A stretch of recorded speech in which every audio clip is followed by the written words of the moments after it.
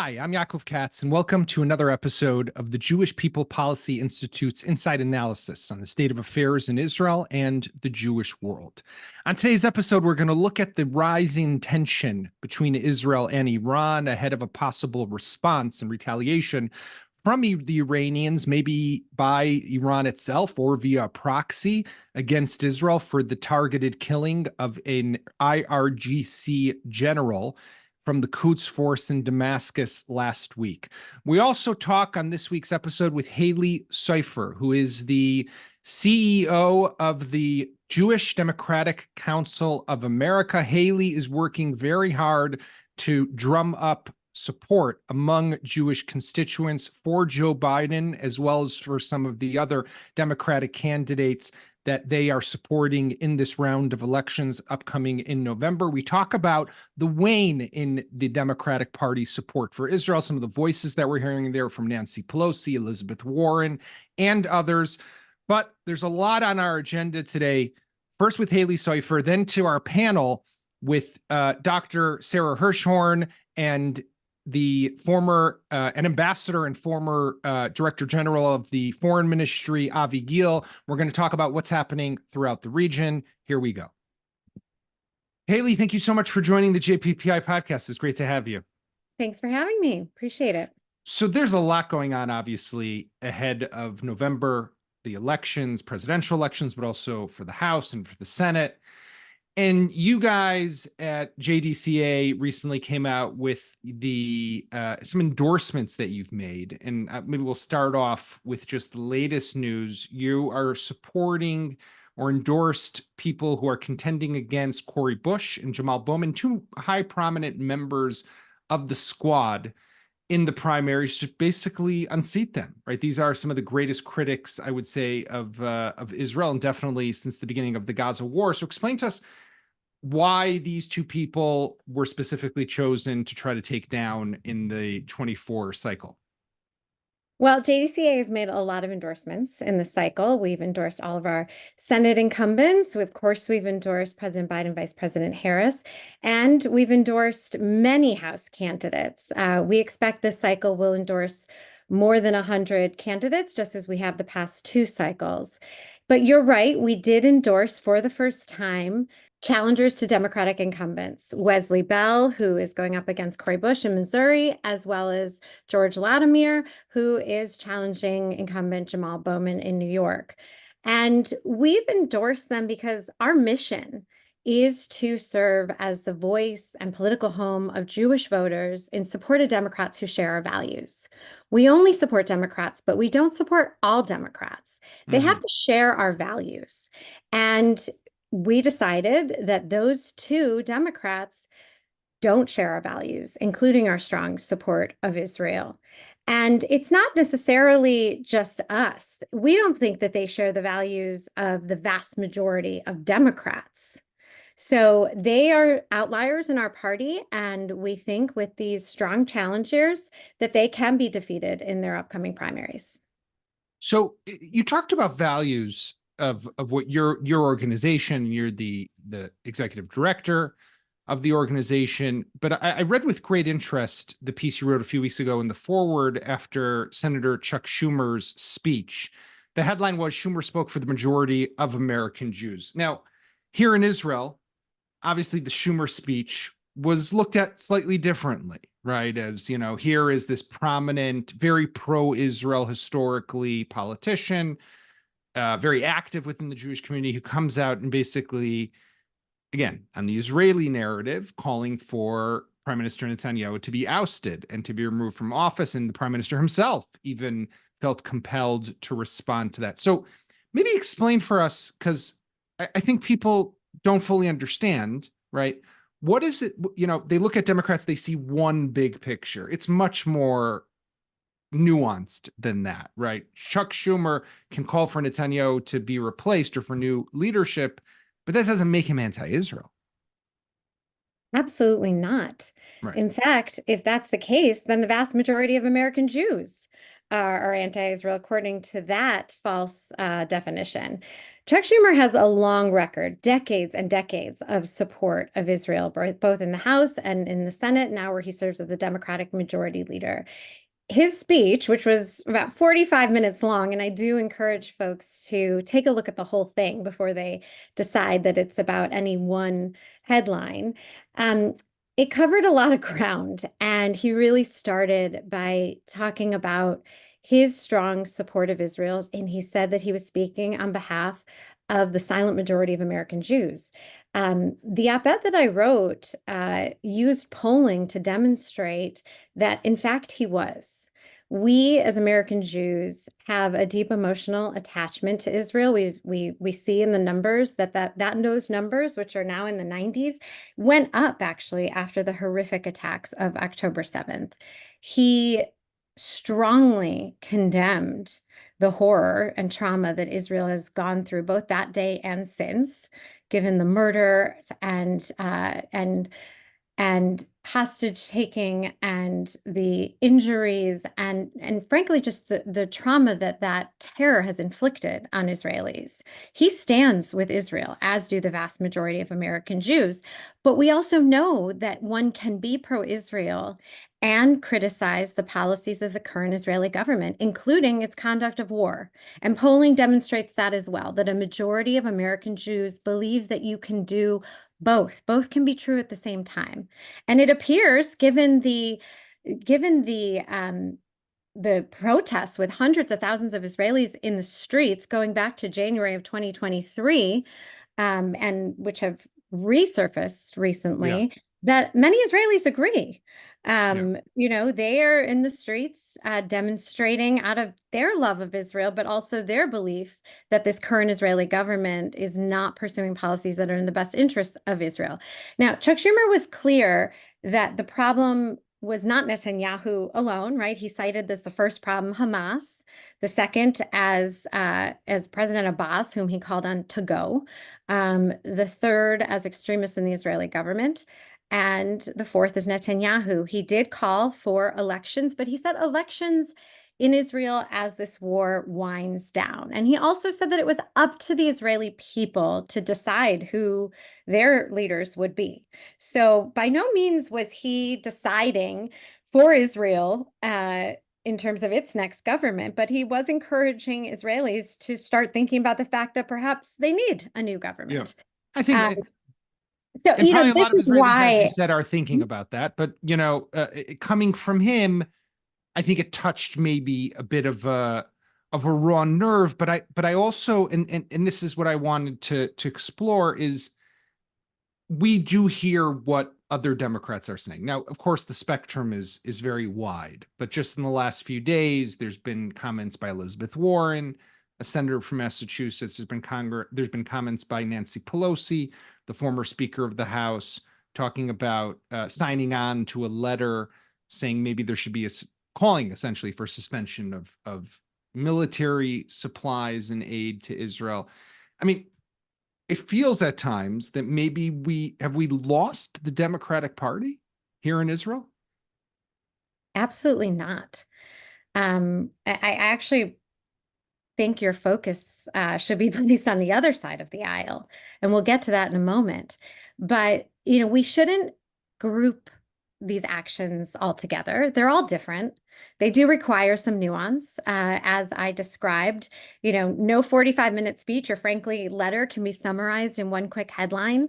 That letter that Nancy Pelosi signed on to called for an investigation into the tragic killing of 7 World Central Kitchen aid workers, and said until that investigation is final that U.S. military assistance essentially should be paused. I will say that JDCA, our organization, doesn't support freezing or conditioning or cutting or restricting. Again, you can use any word you want, U.S. military aid to Israel. Neither does President Biden.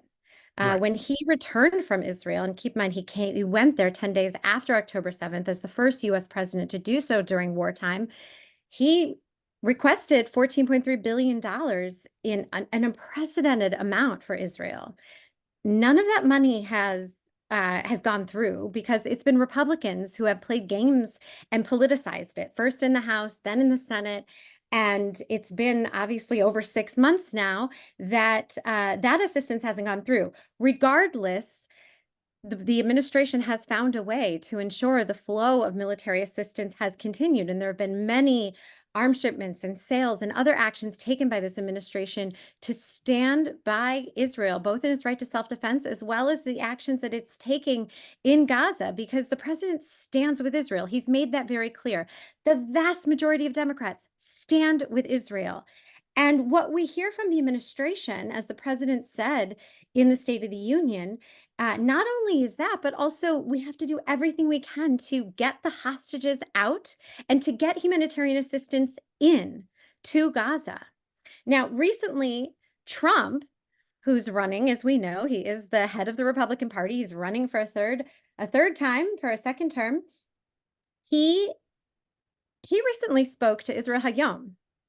And, I'm surprised you haven't asked about that, but I'll just go ahead and talk about it, because he gave this long interview to the Adelson's newspaper in Israel, where he basically called on Israel to stop what it was doing in Gaza. And not once did he mention the 135 hostages. Yeah. Gaza. Not once. No, by the way, I'll just add to, there was a tweet the other day that I saw by Bill Ackman, basically attacking Biden for not doing anything, or for the administration not doing anything on the hostages. I happen to know firsthand, just from some backroom involvement. I mean, this administration, the president has spoken to hostage families sometimes more than the Israeli prime minister. And the hostage families are here today to meet with Vice President Harris, also a very strong supporter of Israel. And listen, everyone's entitled to their own opinions, but not their own facts. What I'm saying is fact. This president has done more to stand by Israel before October 7th, and certainly after October 7th, than we could ever expect from a U.S. president. If anything, a lot of the delays here in terms of assistance and even additional support has come from Republicans. So they have politicized and paused that vital assistance from going through. Regardless, the president has done what he can to ensure that there's still the flow of military aid, and he's done everything he can to help with those negotiations that did release over 100 hostages in November, and is continuing to push all the parties to try to get the additional release of hostages. So let's talk, though, a moment about Trump, because he made some comments the other day, again, questioning the loyalty of Jews to being Jewish or to the state of Israel, because, as we know, an overwhelming majority of American Jews do vote for the Democratic Party, in the mid to high 70%. And Trump made these comments of how, they are, I'm paraphrasing here for a moment, but they should question, are they Jewish? Are they loyal? What are they doing? I mean, what do you make? And this isn't the first time that he's made these comments, right? He's made them before. He made them in the last election. He made them when he was president. Now he's making them again. Does he really think this is the way to get votes of American Jews? I gave up long ago trying to understand Donald Trump, but a few things are very clear. He clearly has disdain and animus toward the vast majority of American Jews, because yes, he has called us uninformed. He has called us disloyal. Today, he said we need a talking to, as if, Mr. Dictator on day one wants to talk to us. Well, every time he talks to us, he invokes anti-Semitic tropes, right? He has said we are not loyal to Israel, right? Invoking a dual loyalty accusation that ADL has said repeatedly is a form of anti-Semitism. So it is important to realize that he clearly has contempt for American Jews. And what I have said is the feeling's mutual. Listen, nobody has a lower approval rate among American Jews than Donald Trump. It is in the low 20s. I would be surprised if he gets more than 22% of the vote in this upcoming election, because every time he speaks about our community, he invokes anti-Semitic tropes, and he speaks with a degree of animus toward us. He clearly is still so resentful that moving the embassy from Tel Aviv to Jerusalem, something our organization supported, we're not disputing, Jerusalem is the capital of Israel, that did not win him over Jewish voters. Because later, 3 years later, he said he did it for the evangelicals, right? Because everything to him, according to his own national security advisor, John Bolton, It's who recently transactional. the New York Times said, Donald Trump's support of Israel is not guaranteed in a second term. It's all about what's good for Donald Trump. So deeming that he would have more votes among evangelicals than he would among Jewish voters. And about that, perhaps that's the one thing about he's right. He said, oh, I didn't do it for the Jews. I mean, but it's not just that. It's his emboldening of right-wing nationalists. It's the fact that, I don't know what's in his heart, but anti-Semites think he is an ally, right? Anti-Semites believe he is an ally. That's why over 100 right-wing extremists, dangerous right-wing extremists, ran as Republicans in the 2022 election. And we see extremists running again in this election, including him. So it's important to realize that actually, Jewish Americans were never going to support him. But every time he continues to say anti-Semitic things, his support just goes down. And why weren't we going to support him? Because he doesn't represent our values. We're not loyal to him. We're loyal to our values, including the future of our democracy and reproductive rights, the top two issues driving the Jewish vote in the last election, which will likely be among the top issues driving the Jewish vote in this upcoming election. And on those two issues alone, he could not stand for something that was more the opposite of where Jewish voters are if he tried. And he tries, right? He continues to brag about overturning Roe v. Wade. And by the way, in every state where abortion has been on the ballot since, the Democratic position advocating for abortion access has won. I was just in Florida over the weekend where they're going to have abortion on the ballot. I predict that it will win there as well, because even in red states like Kansas and Kentucky or Ohio, the abortion access position draws people to the polls. They are fighting for reproductive rights. And in the Jewish community, this is an issue on which it transcends partisan divides. 88% of Jews believe abortion should be legal in all or some cases. So we don't support Donald Trump for many reasons, including the fact that he spews hate toward us, but also on the basic policies, whether it was in his last administration or his what he hopes will be a next administration. He stands for the antithesis of what we stand for. And we're going to do everything we can to make sure he's defeated. You mentioned that you just came back from Florida. You had told me offline that you were also traveling to other states, Arizona, I think it was. You're going around to what we would call swing states, right? I'm guessing Michigan, you'll be visiting there at some point, maybe.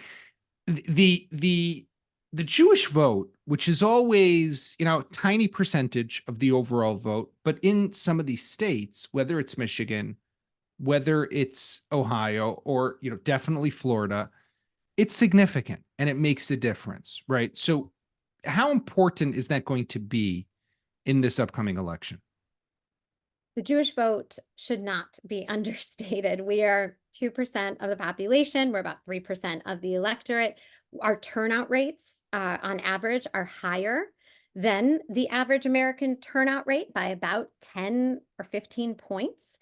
And we tend to live in states that determine the outcome of elections. So you are right. In all the critical states, whether it's the presidential or the Senate races in this cycle, whether it be going from west to east, Nevada, Arizona, Wisconsin, Michigan, Ohio, Pennsylvania, and then for the presidential, Georgia, the Jewish vote absolutely can make the difference. It's also a critical part of a winning Democratic coalition. If you look at Joe Biden's win in 2020, which he comfortably won the popular vote by over 7 million, when it came to the Electoral College, looking at Wisconsin, Pennsylvania, and Georgia, which ultimately decided the outcome of the election, it was just over 110,000 votes. In all three states, the Jewish vote, but not just the Jewish vote, the Jewish vote for Joe Biden far exceeded those numbers exponentially, more than double in most states. So it is, it's a critical part of this election. Another piece of facts that are just important to consider is just how close our elections have become. Right, that election demonstrates it, but also these Senate races. In Nevada, the last Senate election was determined by 7,900 votes. So when we have such a divided electorate, having support among a key constituency like Jewish voters who turn out at higher rates and who overwhelmingly vote for Democrats, again, it's a key part of a winning Democratic coalition, and elected officials know it. And they got to work to make them come. And that's where you also come into the picture, I guess. It is. And we get out the vote for Democrats who share our values. And we've said this a few times now, while the largest portion of Jewish voters are supporting Democrats, the fastest growing portion of the Jewish electorate are actually identifying as independents, or they're just not identifying with either party. So we are not taking for granted how that segment of the electorate is going to vote, including many of our younger voters who, in the same way that they're not affiliating with a synagogue or a denomination, they're not affiliating with a party. And we are doing everything we can to pay additional focus and attention on that critically important segment of the electorate in this election. Very, very interesting. Well, Halie, Soifer, it was great to have you on the JPPI podcast. Thank you so much. Very enlightening, very interesting, and very, I would say, lively. So that was also a good part. Thank you. Great. Thanks.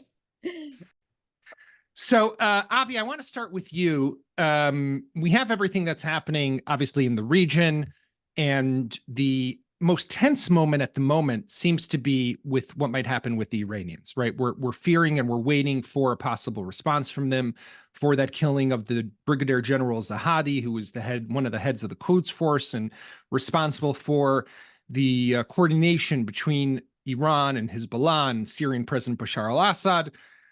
You know, this could happen at any moment. No one really knows how it's going to play out. But what's your feeling of how imminent is this potential wider conflict with the Iranians? Well, the answer, Yaakov, is very much depends with the magnitude of the Iranian retaliation if it takes place. And according to various sources in Israel, outside Israel, it looks imminent. And so the question is the magnitude and also where it would be launched from.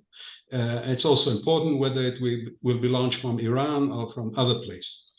I think that the big question, and I'm not trying to belittle the Iranian retaliation, but the big question would be the way Israel and maybe even America are going to respond to that retaliation, because the response will tell us whether we are deteriorating into a bigger confrontation with Iran, and whether America is part of this deterioration.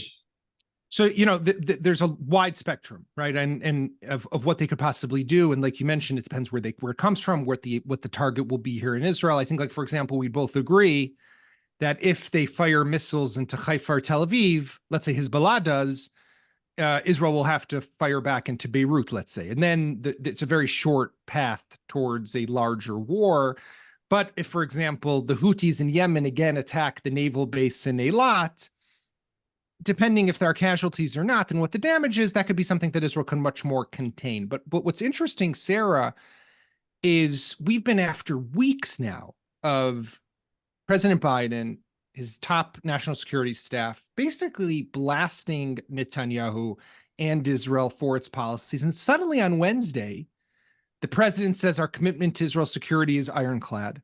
The Secretary of State basically repeats that and says the same thing. And in a warning to the Iranians, it makes it almost seem like the Americans are more concerned with what might happen than Israel, and they're changing their tone in what's happening. But this is a bit of a shift, no, in what we've been hearing out of Washington.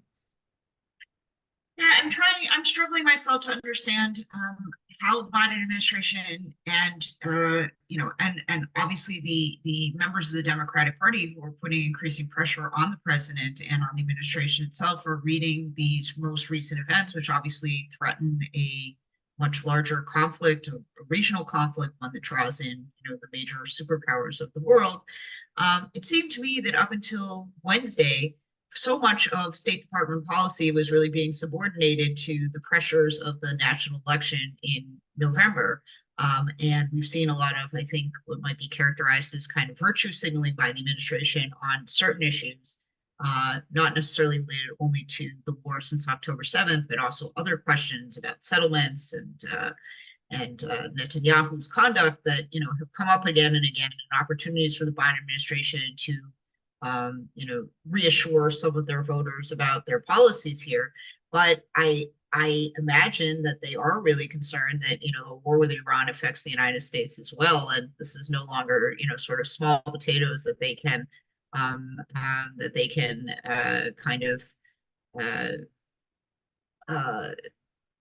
contain or push off. Retain on the margins, because Right. it will directly affect U.S. policy. But it to me, it seems very unclear where the Biden administration is headed, whether they really are interested in a larger shift of policy, and certainly are receiving extremely significant pressure both from within their own party as well as their base for that, or whether this signals something new. And Avi, I mean, obviously you've been following this closely as well, and a lot of the different players in the Biden administration, even personally from your years in government. They are fed up with Netanyahu on the one hand, and on the other hand, though, they seem to still care deeply about Israel. It's like, is it really just personal about Netanyahu and Israel they're okay with, or is it something deeper also just about Israel? Well, I think that it is a mixed phenomenon. America has its own interests. Some of them are connected with the election year, with the political year, but others not so. I think that America doesn't want, for example, to deteriorate to a full-fledged war, and therefore they'll do, and therefore that's explain why they were quick to project their support and commitment to Israel, because the feeling was that Iran may make the wrong interpretation following the critique America projected vis-a-vis Israel's handling the Gaza issue. Mm-hmm. So to me, this is the main explanation. Other than that, the Israeli performance in American eyes is damaging American interests in the region and in the international arena, irrespective of internal political issues, which has to do with the elections and with the Democratic Party. I mean, speaking about the Democratic Party, Sarah, it's very hard to ignore the shift that's taking place there, right? I mean, someone like Nancy Pelosi, who signs on to a letter that calls to suspend military shipments to Israel. Elizabeth Warren, can't say she was ever the most supportive, but starting to talk about what Israel's been doing in Gaza as genocide. Gregory Meeks, who's the ranking member on the House Foreign Relations Committee, asking for clarifications about weapons sales to Israel.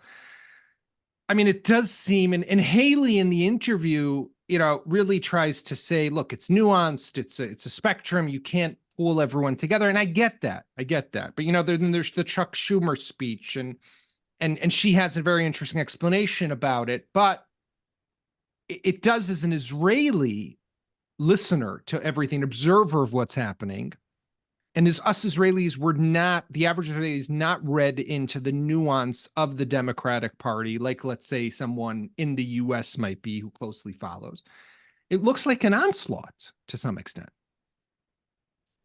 And while I agree that there is a spectrum, I think we need to be honest that the younger voter base has very different opinions and a different position on what the future of the party should be.